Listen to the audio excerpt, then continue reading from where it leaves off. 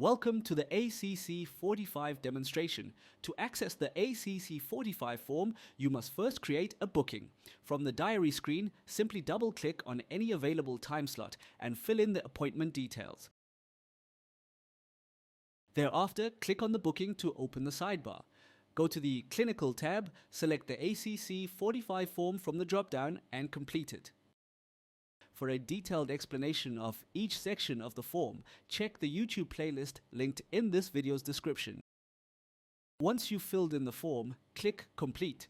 The system will check your form and show feedback at the top of the form. If you receive a rejection, open a new ACC 45 form and make the necessary corrections.